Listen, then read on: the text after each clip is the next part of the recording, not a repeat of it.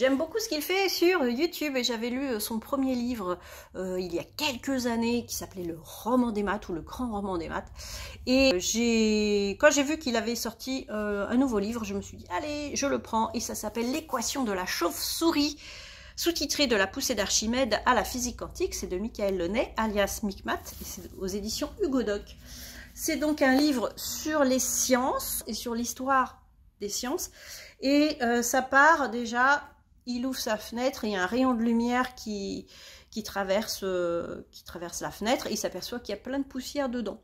Et de là, il va partir sur comment fonctionne un aspirateur, comment fonctionne une ventouse, comment fonctionne un baromètre. Enfin, il y a des tas de choses qui sont liées en fait par la pression atmosphérique. Ensuite, on passe aux ondes sonores, à la lumière, etc., les fréquences. C'est tellement instructif et c'est tellement intéressant et c'est tellement bien raconté qu'on se laisse emporter comme ça, comme dans une intrigue, comme dans un thriller. On apprend des choses et des choses et des choses qui sont toutes liées.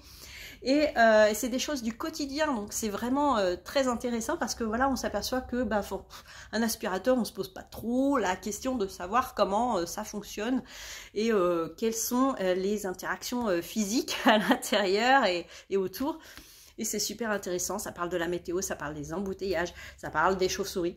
Il y a une métaphore avec les chauves-souris. Et la poussée d'Archimède, comme il dit, bon, la physique quantique, bien sûr, ça regroupe tellement de choses. Et voilà, j'ai beaucoup aimé. Et c'est illustré par Chloé Bouchaour. Je vais essayer de vous montrer quelques petits... Il y en a partout des illustrations, hein. Voilà, c'est très très illustré. Il n'y a qu'une page, moi, que j'ai pas saisie. C'est la page 150, je vais vous dire ça.